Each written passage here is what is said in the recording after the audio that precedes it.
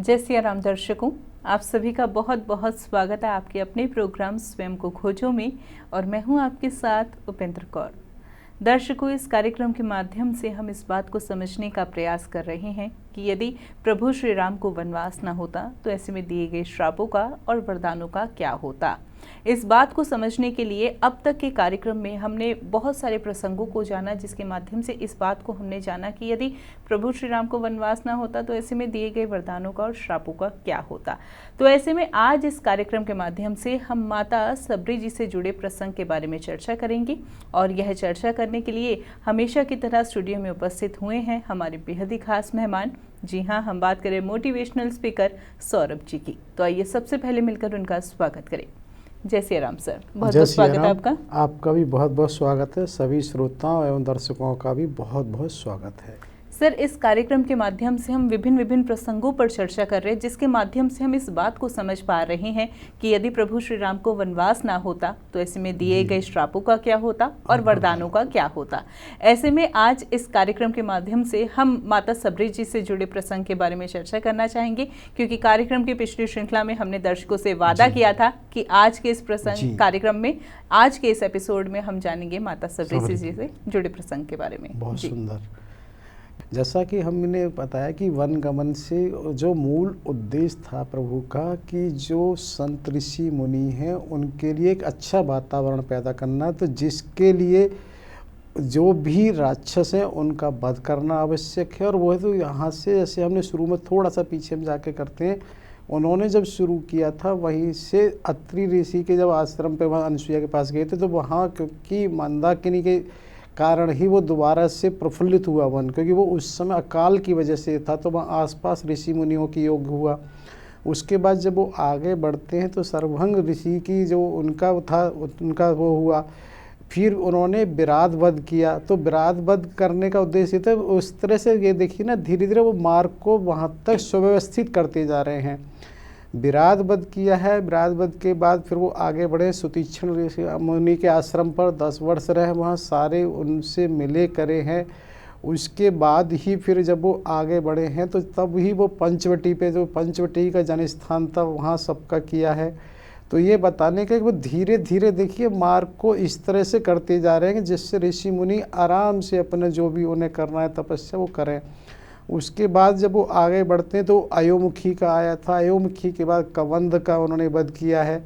और कबंध ने जब उन्हें बताया कि माता सबरी और ऋषमुख पर्वत के बारे में, तो अब वो जब वहाँ से बढ़ते हैं तो एक तरह से वो अन्वेषण में, देखिए धीरे धीरे कैसे, जैसे हम लोग भी यही करते हैं, अगर कहीं से किसी से मार्ग पूछना, चलो और उसके बाद वहाँ से पूछ लेंगे। हाँ जी। तो उन्होंने वहाँ किया, सबसे पहले गिरिराज जटायु से पूछा। गिरिराज जटायु के बाद फिर वो आगे बढ़े हैं। अब उन्होंने यहाँ कबंध से पूछा, उसने बताया कि इस तरह से माता सबरी हैं जो आपकी बहुत बड़ी भक्त हैं और आप वहाँ जाएं। और इस तरह ऋषमुख पर्वत के बारे में भी जिक्र किया उन्होंने। तो उसी अन्वेषण में वो आगे धीरे धीरे जब वो जाते हैं तो यहाँ माता सबरी के बारे में भी ये बताना आवश्यक है कि वो क्या थी। क्या होता है कि ये देखिए ना, एक बहुत ही बड़ी ऊपर वाले की लीला, और उससे कहेंगे कि माता सबरी का जो जन्म हुआ है एक भील परिवार में हुआ है जी। और वो भील परिवार में ये प्राय माना जाता है कि वहाँ पर ये एक तरह से पशुवध वगैरह उनका कार्य है, एक तरह से उसी वो जीवन की दिनचर्या है, इसे कहना चाहिए कि सुरापान और वो है। तो ये उनको बाल्यकाल से ही बहुत ज़्यादा इनसे प्रति, कहीं ये बताते हैं शिशु काल में वो रोना पीटना, थोड़ा सा बड़ी हुई तो घर से बाहर चली जाती थी। लेकिन जैसा जहाँ की संस्कृति है वो संस्कृति को नहीं बदला जा सकता है। तो वहाँ की संस्कृति तो ये प्राय इस तरह से थी कि भाई इस जो भी पशु है उनका वध करना और सुरापान करना। तो कहीं ऐसा आता है कि बहुत सारी सहेलियाँ, बहुत सारी महिलाएं उन्हें ताना मारती थी, तेरा ब्याह, इसका तो ब्याह एक तरह से किसी ऋषि और उसके साथ ही होगा। तो वो इस चीज़ को नज़रअंदाज करती, धीरे धीरे जैसे बढ़ती हैं वैसे ये भी कहा जाता है कि वहाँ पर प्राय विवाह जो शिशु काल में ही या बाल्यकाल में ही हो जाते थे। लेकिन ये अपने पिता सरदार थे भीलों के, वो अकेली पुत्री थी, तो जिसके कारण से ऐसा नहीं हो पाया। तो यहाँ थोड़ा सा मैं एक चीज़ और साथ ही साथ जिक्र करना चाहता हूँ, जैसे बाल विवाह और वगैरह की बात अक्सर आती है। ये ठीक है कि वो उचित नहीं है, लेकिन ये जानना बहुत आवश्यक है आखिर बाल विवाह शुरू क्यों हुए। जी बिल्कुल। भाई कोई भी चीज़ कहीं भी कभी भी अचानक तो होती है। तो वहाँ पर मेरा ये आशय है कि जब हम देखते हैं कि प्राय उस समय की जो जीवन शैली थी, ये रियासतें होती थी और युद्ध एक आम बात थी कि उसने उसके ऊपर चढ़ाई कर दी उसमें, और युद्ध में जैसा कि देखते हैं सब पुरुष वर्ग ही होते, तो उसमें पुरुष वर्ग की हानि कब कहाँ किसकी कितनी हो जाए किसी को नहीं पता। तो लेकिन उस समय लोगों को अपने वचनों पे, अपने शब्दों पे बहुत ध्यान था। तो ये माना जाता था कि भाई किसी तरह से बच्चों की एक तरह से, भाई ये हमने विवाह का आशय ये तो नहीं है, सिर्फ ये आशय कि हमने सुरक्षा कर ली, भाई कल को किसी को कुछ हो जाएगा तो ये विवाह वहाँ हो जाएगा। क्योंकि पहले के विवाह में कोई बहुत बड़े खर्च वगैरह तो होते नहीं थे। हाँ जी। तो सिर्फ ये किया था कि सुरक्षा है, भाई विवाह है क्या, बी प्लस वाह, यानी कि एक अच्छे से जो कहते हैं ना वाह वाह, एक अच्छे से जो जीवन जिया जाए वो विवाह है। तो उसी को कैसे होने को, तो हमारे यहाँ 7-8 तरह के गंधर्व विवाह, राक्षसी विवाह, वैसे विवाह, बहुत सारे विवाहों का जिक्र आता है। तो लेकिन क्या माना गया कि सनातन पद्धति का विवाह इसलिए सर्वोपर है क्योंकि राक्षसी में भी ये होता है कि बल के बस पे, और गंधर्व विवाह में भी कहीं इस तरह का नहीं होता, कर्मकांड हमारे यहाँ इसमें रहता है। तो यहाँ ये बताने का आशय था कि जो बाल विवाह की पद्धति इसलिए शुरू हुई थी कि भाई उस समय किसी के साथ कोई अगर घटना घट जाए, कोई ना रहे, क्योंकि महिलाएं तो प्राय घरों में होती थी और पुरुष की जीवन का कुछ पता नहीं, तो फिर बच्चों के भविष्य का क्या होगा। तो ये अक्सर रहता था कि पहले से इस तरह की चीज़ें निर्धारित कर दी जाती थी, और इसी कारण से अक्सर करके पहले बहुत बहुत साल तक, जिसे कहना चाहिए गौना, यानी कि सेकंड में वो विदाई होती ही नहीं थी, उसका कोई और आशा नहीं था। सिर्फ ये था कि भाई एक तरह से एक दूसरे से बंधे हुए हैं, किसी की कोई स्थिति परिस्थिति कहीं ऐसी आती है तो उसको उस समय ऐसा परिवर्तित किया जा सकता है, नए सिरे से उस समस्या को नहीं सोचना कि कैसे होना है। तो यहाँ यही बात हम बता रहे थे कि इसलिए बाल विवाह वहाँ होते थे, लेकिन वो अपने पिता की अकेली संतान थी तो नहीं हुआ। तो उसके कारण से ऐसा भी प्रसंग आता है कि उनके विवाह की बात किसी विधुर से हुई थी। विधुर से होने की जब बात आती है तो उस समय ये भी आता है कि बहुत सारे सुराग के एक तरह से कूप बर्तन वगैरह जैसे कहना चाहिए उनका संग्रह किया गया था। बहुत सारे पशुओं का भी संग्रह किया गया, क्योंकि जो बारात आएगी उसमें इसी तरह की बारात में ये भोजन रहता था। तो वो बड़ी परेशान थी सबरी। एक तरह से उन्होंने पूछा किसी से ये सब क्या है, क्यों है, तो उसने बताया तू इतनी भी छोटी नहीं है, तुझे नहीं पता जो बाराती आएंगे वो क्या होंगे, ये सब जब तेरे विवाह होगा इन सब की वो होगा तभी इससे वो भोजन बनेगा। तो वो बड़ी परेशान इस बात से थी कि भाई क्या होना चाहिए, बहुत ही क्या है। तो यहाँ पर एक ही चीज़ आती है कि भाई उनके मन में ये ना छटपटाहट होती है, तो कहीं ना कहीं ऊपर वाले की तरफ ही ध्यान जाता है, और उन्होंने ईश्वर से कहें, देवताओं से कहें मेरी मदद करिए, मैं क्या कर सकती हूँ। तो यहाँ ये सबसे बड़ी बात है कि देखिए उनका जन्म किस जगह हुआ है, सारी परिवार सारी संस्कृति ऐसी है, तो यहाँ ये कोई नहीं कह सकता किसका जन्म कहाँ कैसे हो जाए। और इसमें कोई आशा नहीं है, भगवान प्रहलाद जी का जन्म भी हिरण्यकश्यप के यहाँ हुआ।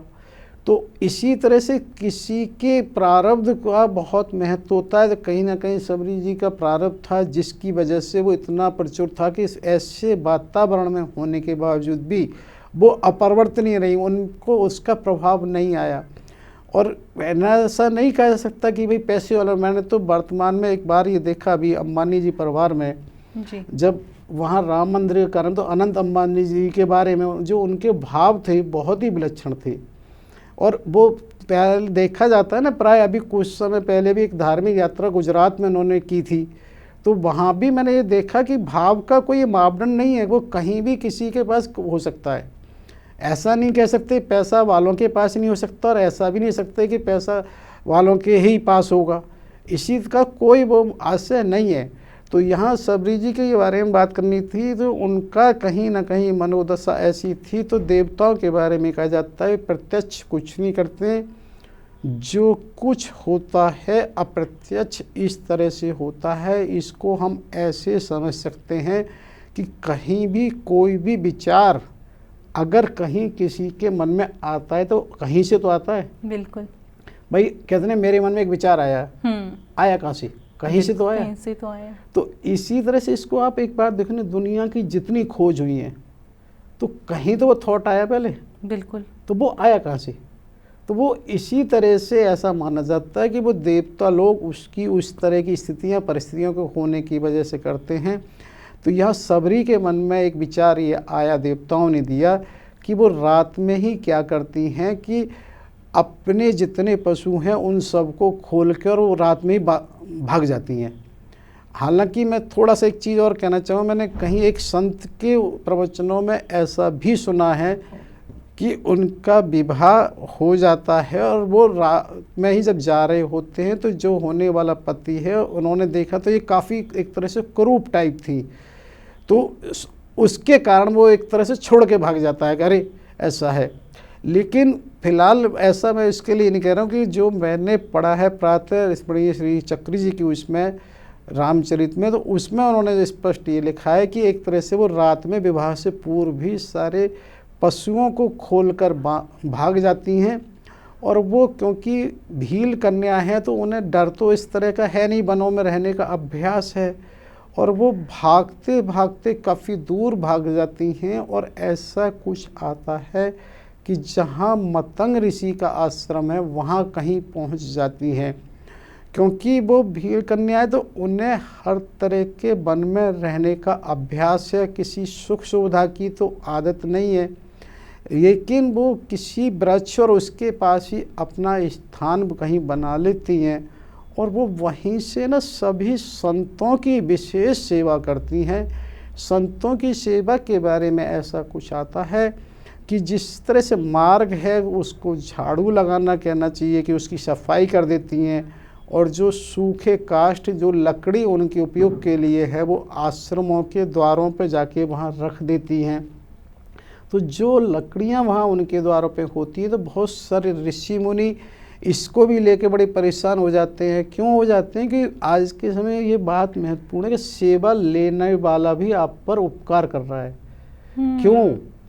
क्योंकि जो सेवा आप जिसकी कर रहे हो कारण अकारण उससे कुछ देना पड़ेगा और उससे जाएगा जी। सेवा हमें तो ये लगता करनी पड़ रही है, सेवा जो लेने वाला वो भी उपकार कर रहा है। तो यहाँ पर ऋषि मुनि इस बात की आपत्ति करते हैं महर्षि मतंग जी से कि देखिए हम नहीं चाहते कि हमारी सेवा का फल कहीं कोई वो हो, और वो ये चाहते हैं कि भाई कौन है इसको ढूंढा जाए। तो कहीं इस तरह से फिर ये बात आती है कि रात में ही ऋषि मुनि उसको खोजने के लिए एक तरह से जागते हैं। जब वो ये देखते हैं अरे इस तरह, तो वो एक तरह से उनको एक तरह से देख लिया जाता है और पकड़ लिया जाता है, जैसे कहना चाहिए कि नहीं, तो उनको मतंग ऋषि के आश्रम पर ही लाया जाता है। तो वो अपना मस्तक ज़मीन में रख के मतंग ऋषि के सामने करते हैं, सब उनसे पूछते हैं भाई तुम्हारा क्या उद्देश्य, तुम क्या चाहती हो। तो उसने मतंग ऋषि से बड़ी व्याकुल उसमें कहा मैं अपना उद्धार चाहती हूँ। बोले उद्धार के अलावा कुछ और नहीं। तो यहाँ पर मतंग ऋषि ने सहर्ष उन्हें स्वीकार किया। बोले अगले दिन तुम स्नान करके आ जाना। और उन्होंने साथ ही ये भी बताया कि और जो ऋषि मुनि हैं उनके लिए जो अभी तक सेवा कर रही थी वो न करें, क्योंकि जो ऋषि मुनि हैं वो कहीं एक तरह से मन में ये भाव होता है कि बताइए ये इस तरह की जो भील कन्या है इसको महर्षि मतंग ने स्वीकार कर लिया है और निम्न जाति की है। हालांकि मैं यहाँ एक चीज़ ज़रूर कहना चाहता हूँ कि आज भी सब लोग ये कहने को कुछ भी कहते हैं, लेकिन हमारे यहाँ जो भक्तमाल ग्रंथ है उसमें एक भी जाति ऐसी नहीं होगी जिसका कोई भी संत ऋषि मुनि का जिक्र ना हो। होता ये ज़रूर है कि इसका मार्ग थोड़ा लंबा कठिन हो जाए, लेकिन ये कहीं भी नहीं कहा जा सकता कि इस वाली योनि में इस जाति में भगवान की प्राप्ति नहीं हो सकती या मार्ग नहीं हो सकता है। क्योंकि भक्तमाल में जब देखते हैं सब तरह के आपको सभी जातियों के उसमें भक्तों का चरित्र जरूर आता है। तो भक्तों के लिए कोई ये बंधन हो ही नहीं सकता। वो तो सिर्फ राजनीतिक कारणों से ऐसा कह दिया जाता है कि उसका ये रहा। अन्यथा आप ये देखिए प्रमाणिक तौर पे भक्तमाल आज भी हैं, उसमें किस जाति के वो भक्तों नहीं हुए हैं। तो यहाँ सबरी को भले ही और ऋषि मुनियों ने नहीं स्वीकार किया है, लेकिन मैतंग ऋषि ने उन्होंने कह दिया है और वो अगले दिन से आ जाती हैं। और बल्कि वो जो मतंग ऋषि अपनी जो आश्रम की सेवा, जो भी काष्ठ लकड़ी वगैरह का उसकी भी स्वीकृति देते हैं, वो बराबर उसको करती रहती हैं और उसकी सेवा करते समय उनको एक तरह से वो मंत्र जाप दे देते हैं कि तुम ये बराबर अपना वो करती रहो। तो अब यहाँ क्या होता है, उनका तो एक ही उद्देश्य केवल रह गया है। तो मतंग ऋषि लेकिन उनसे एक दिन ये कहते हैं कि पुत्री, अब मेरा समय आ गया है और मेरे शरीर की सीमा है, मुझे इस शरीर को छोड़ना है। लेकिन भगवान राम चित्रकूट आ चुके हैं और एक दिन राम तेरे पास स्वतः ही आएंगे। तो देखिए यहाँ ये चीज़ इसलिए महत्वपूर्ण है कि चित्रकूट पे तो जब तक सीता हरण हुआ ही नहीं है। हाँ जी। और चित्रकूट के बाद जैसा हमने बताया था सुतीक्षण जी के आश्रम पर वो 10 वर्ष से अधिक रहे। तो यानी कि अभी भी उन्होंने ये कह दिया है राम तेरे पास स्वयं आएंगे। तो भगवान की लीला है ना, बताया कि जिससे सबको पता होता है कब कब कहाँ क्या होने जा रहा है। और उन्होंने अपने शरीर को छोड़ा है और अपने शरीर को छोड़ने के बाद जैसा कि होता है संतों में कि उनकी योगाग्नि होती है, उसके बाद और सब ऋषि मुनि अपने अपने उसमें लग जाते हैं। अब माता सबरी के लिए वो जो आश्रम है वो तो एक तरह से तीर्थ स्थल उनका हो जाता है। जो गुरु की स्थान है वो तो उनके लिए एक तरह से ऐसा तीर्थ स्थल है कि उसकी रोज़ पूजा और वो करनी है। इधर उनके गुरु ने ये कहा राम स्वयं आएंगे, लेकिन कोई दिनी तिथि और वो तो दिया नहीं। अब उन्हें क्या लगा कब आ जाए, तो अब उनका केवल एक ही पूरा दिन और रात रहता है, राम का ही चिंतन मनन और सब कुछ वही रहता है। और उसी के उसमें वो बराबर प्रतिदिन ऐसा माना जाता है जो रास्ता है, जो आश्रम है, वहाँ लीपना सफाई इस तरह से करती हैं बराबर, जिससे पता नहीं कब आ जाएं। और ऐसा भी आता है कि वो फलों को भी चुनती हैं और कहीं ऐसा भी आता है कि बहुत दूर नहीं जाती, पता नहीं प्रभु कब आ जाएं, कैसे वैसा हो जाए। तो एक चीज़ यहाँ ये है ना कि देखिए कि एक तरह से राम में वो पहले ही हो चुकी हैं, हर समय चिंतन उन्हीं का चल रहा है। जब वो कोई सेवा कर रही हैं, वन में जब कुछ फल ले रही हैं तो भी उसे ले रही हैं, कभी भी कुछ भी कर रही हैं तो उन्हें ये लग रहा है पता नहीं कब आ जाएं। तो उसमें एक तरह से राम में रात और दिन और कुछ बचा ही नहीं है उनके पास। तो उसी चीज़ में ये बात बताने की है कि भगवान राम को भी और क्या चाहिए, उन्हें भी कुछ नहीं चाहिए। तो वो अपनी यात्रा उधर से जब चल रहे होते हैं तो वहाँ पर एक दिन उनके सबरी के आश्रम पर जा रहे होते हैं और वहाँ पहुँचते हैं। तो होता क्या है, पहले और ऋषि मुनि भी मिलते हैं और वो ऋषि मुनि तो ये मानते हैं हम तो इससे बहुत पहले से एक तरह से तपस्या और वो साधन कर रहे हैं।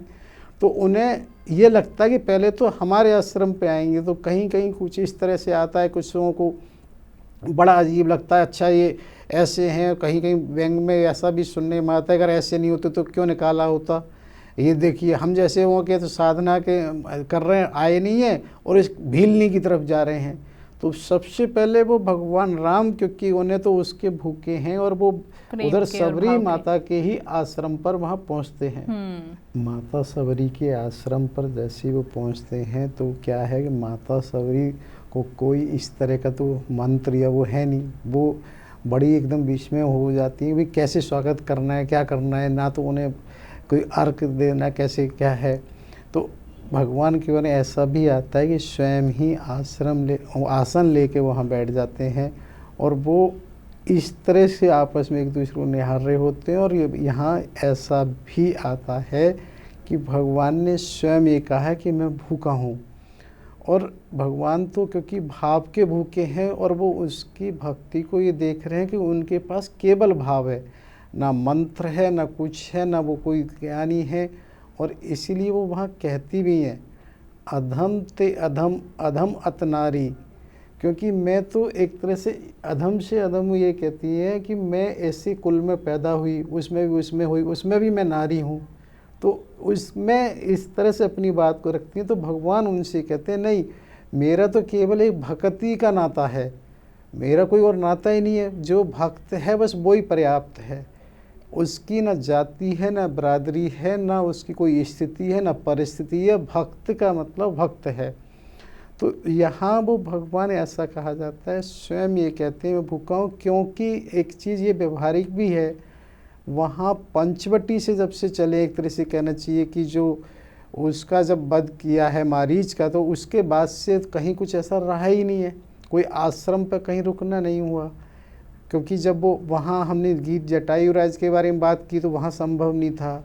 उसके बाद बताया वो कबंध की राक्षस की वो हुई, तो और कहीं ये नहीं है। तो उन्होंने कहा है तो माता, क्योंकि वो जानते हैं कि सबरी माता प्रतिदिन उनके लिए कहीं ना कहीं फलों का वो संग्रह करती है, तो वो संकोच कहो या एक तरह से कहो कि वो अपनी तरफ से सुध-बुध खोज देती है, नहीं कुछ ध्यान है तो वो कहते हैं, और तब माता उनको फल का सेवन कराती हैं, देती हैं। जैसा कि सबने सुना है कि कहीं चक के फल हैं, वो उसके बारे में कुछ नहीं कहा जा सकता कि हो सकता है कि कोई एक फल चखाओ और दिए हों, क्योंकि ये आशय होता है कि केवल प्रभु को कैसे वो है। क्योंकि सबसे बड़ी बात है कि जब तक आपके भोजन में प्रेम और भक्ति प्रवेश नहीं करती तब तक वो प्रसाद नहीं होता। क्योंकि प्रसाद के लिए भक्ति का प्रवेश करना है। प्रसाद कुछ और थोड़ी है, प्रथम साक्षात दर्शन, प्रभु का जो साक्षात दर्शन है वही प्रसाद है। और अन्यथा खाना है। और खाना का मतलब ही क्या है, खा ना। वो अपने आप में एक नकारात्मक है, वो मना कर रहा है खाओ मत, बहुत सुंदर, खा ना। तो जब तक आपका भाव और प्रेम ना हो तब तक वो प्रसाद नहीं है। और यहाँ क्योंकि प्रभु ये देख रहे हैं उनके पास भाव ही भाव है, तो वो स्वयं ही उससे मांग के लेते हैं और वो करती। और यहाँ पर ये प्रसंग भी अक्सर आता है कि लक्ष्मण जी ने नहीं लिया, तो ये ठीक है लक्ष्मण जी ने नहीं लिया, लेकिन अब बात है कि लक्ष्मण जी क्यों लें, क्योंकि ये कहीं भी नहीं आता उन्होंने कहीं और भी फल का सेवन किया है। क्योंकि ये बात आती है वो तो निराहार और एक तरह से उसमें बिना सोए और बिना ही फल लिए रहे, तो वो यहीं पर क्यों लेंगे। अब होता क्या है, उसको यहाँ थोड़ा ऐसे जोड़ दिया जाता है कि उन्होंने इसलिए नहीं लिया क्योंकि वो एक तरह से भील नहीं है और वो झूठे करके तो। लेकिन मुझे ये बताओ कहाँ पर ये आया कि उन्होंने लिए हैं। बिल्कुल। तो जब नहीं लिए तो यहाँ लेने की भी बात तो ऐसी होती नहीं है। लेकिन ये कि उस भाव के वहाँ भूखे हैं और उसी समय प्रभु उनको एक तरह से नवधा भक्ति कहते हैं, 9 तरह की भक्ति का ज्ञान देते हैं, जो कि शायद कहीं ऐसा नहीं आता जो कि प्रभु ने स्वयं किसी को एक तरह से भक्ति का ज्ञान दिया हो। जब भी हुई है चर्चा तो हुई है, लेकिन उन्होंने स्वयं ये 9 तरह की जो भक्ति दी है, तो ये देखने की बात है ना कि प्रभु के लिए कहीं कोई योग्यता नहीं चाहिए, उन्हें कुछ भी देना है तो अहेतु हैं वो। अब यहाँ सबरी के पास कौन सी डिग्री थी, कौन सा एक तरह से उन्होंने ब्रह्मचार्य या क्या किया, ब्राह्मण कुल में ना जन्म है, नहीं कहीं कोई ऐसी शिक्षा उनकी कुल की रही, गुरुकुल की नहीं। क्योंकि वहाँ भी उनको ये रहता था कि जो तपस्वियों ने बिगड़ना पड़े तो एक तरह से अस्पृश्यता रहती थी, वो अलग ही उन्होंने मतंग ऋषि से दूर एक कुटिया बना रखी थी, वहीं वो रहती थी। मतलब ऐसा नहीं था किसी से मिलना जुलना से कहें। तो भगवान को यहाँ देखिए कि उन्होंने जो पूरी नवधा भक्ति दी है, संतों के संग में उन्हें कहा रहने का, और ये भक्ति को जिससे निश्चल प्रेम और सारी चीज़ें उन्होंने बड़ी विस्तृत चर्चा उससे की है। और ये बात इसलिए कही जा रही है कि भगवान ने स्वयं उनको भक्ति दी है, तो उस भक्ति की स्थिति क्या होगी, क्योंकि बाकी तो कहीं ना कहीं किसी के माध्यम से ही मिलती है। और भगवान ने भक्ति देने के साथ साथ, क्योंकि उन्हें ये बहुत अच्छे से मालूम है कि इनका काफ़ी एक तरह से निरादर हुआ है, सम्मान नहीं हुआ, और ये प्राय भगवान करते हैं कि जिसको इस तरह की स्थिति होती है उसको सम्मान भी दिलाते हैं। जैसे वहाँ अहिल्या के लिए हमने जिक्र किया था, गौतम ऋषि के वहाँ पर अहिल्या को सम्मान दिलाने के लिए वहाँ उन्होंने यज्ञ कराया था, जिसमें उनको यजमान बनाया था। इसी तरह से वो यहाँ भी क्या करते हैं कि एक तरह से ऐसा लीला बताते हैं कि जो और तपस्वी ऋषि वगैरह हैं उनके यहाँ कुछ इस तरह की घटनाएं हो जाती हैं, उनके वलकल वस्त्र वगैरह कोई चूहे कुतर देती हैं, कुछ इस तरह से एक तरह से कोई बीमारी टाइप की, उसे सबको लगता है ऐसा ये कहीं ना कहीं कुछ देव वो प्रभाव है जिसके कारण ऐसा हो रहा है। तो वो कहीं उस चीज़ को ये जब बात आती है भाई क्या हो रहा है, क्यों हो रहा है, तो वहाँ पर प्रभु ऐसा करते हैं कि एक काम करो कि जो सबरी हैं उनके उसका जो चरणों की रज है उसको यदि सरोवर में डाल दो और इस सरोवर के जल से वो हो तो ये सब चीज़ें हो जाएंगी। तो वो माता सबरी बड़े उससे वो कहती हैं, लेकिन नहीं, फिर भी वहाँ ऐसा आता, ये किया जाता है, और जिसके कारण वो जो महर्षियों की कुटियाओं में जो समस्याएं हो रही थीं उसका निराकरण हो जाता है, जिसके कारण वहाँ सबरी माता का एक तरह से मान सम्मान लौट आता और सब बराबर उन्हें ये मानते हैं। लेकिन यहाँ भी वही चीज़ होती है कि सबरी माता भी अपनी देह त्याग को करने का भी प्रसंग आता है, और यहाँ वो सबरी माता से भी वो, जैसा कि उन्होंने औरों से कहा है कि वो पूछते हैं कि मुझे बताओ कि क्या करना चाहिए मेरे लिए, सीता की जिक्र की वो करते हैं। तो यहाँ पर जहाँ माता सबरी सुग्रीव के बारे में वो कहती हैं कि इस तरह से तुम्हें सुग्रीव से मैत्री करनी चाहिए, और तुम्हें वहाँ ऋषमुख पर्वत पर सुग्रीव रहते हैं और तुम उनसे मैत्री करोगे तो तुम्हारे वो होगा। अब यहाँ एक चीज़ है ना कि देखिए कहाँ माता सबरी हैं और कहाँ प्रभु हैं, लेकिन किसको क्या चीज़ कहलवानी है, क्या करना, ये प्रभु ही जाने। अब उनकी देखिए माता सबरी कोई ऐसा तो है नहीं विशेष ज्ञान है, लेकिन फिर भी क्योंकि जिस तरह से चीज़ें होनी होती हैं उसी तरह से घटित होती है। बाली के लिए नहीं कहा है, सुग्रीव के लिए कहा है। तो अब यहाँ ये चीज़ें बड़ी महत्वपूर्ण हो जाती हैं कि सुग्रीव और बाली में कई बार ये प्रश्न आता है कि बाली को ही क्यों नहीं उन्होंने किया, सुग्रीव को ही क्यों किया। क्योंकि बाली सबको पता है कि वो बहुत बलशाली था, लेकिन वो बाली अहंकारी था। और सुग्रीव क्या होता है कि वर्तमान परिप्रेक्ष्य में कई कारण ऐसे हो जाते हैं, क्योंकि पहली बात तो जैसे वो वन में अकेले हैं, वो सुग्रीव इस समय वो भी अपने अकेले हैं, वो किसी महल में नहीं रह रहे हैं, किसी उसमें नहीं रह रहे हैं, और उनको ये लगता है कि कहीं ना कहीं हमारा एक तरह से किसी महल या गांव में तो जाना ही नहीं है। तो वो है। दूसरी बात इसमें कहीं ये भी आती है, अभी आगे देखेंगे, क्योंकि जो हनुमान जी हैं वो सुग्रीव के पास हैं, और हनुमान जी के बारे में अभी हम वहाँ जिक्र करेंगे कि देखिए कि कहत हनुमान जय श्री राम एक तरह से जो धारावाहिक बनाए कि उसमें भी इस तरह के एपिसोडों का वर्णन आता है कि वहाँ पर किस तरह से उन्होंने ये कहा है कि कैसे जब वो बाल्यकाल में साथ थे कि हमें कब कहाँ कैसे मिलना है, तो उसका भी हम जिक्र फिर करते हैं और ये आपको फिर बताते हैं। बिल्कुल, कार्यक्रम की अगली श्रृंखला में, क्योंकि आज इस कार्यक्रम में अब हमें और इजाज़त नहीं मिल रही, समय का अभाव है, तो ऐसे में यह विशेष प्रसंग पर चर्चा हम ज़रूर करेंगे, लेकिन कार्यक्रम की अगली श्रृंखला में। तब तक के लिए आपने अपना कीमती समय दिया, बहुत बहुत धन्यवाद आपका। आपका भी बहुत बहुत धन्यवाद। सभी श्रोताओं और दर्शकों का बहुत बहुत धन्यवाद। सभी समयदानियों का बहुत बहुत धन्यवाद। जय श्री राम। जय श्री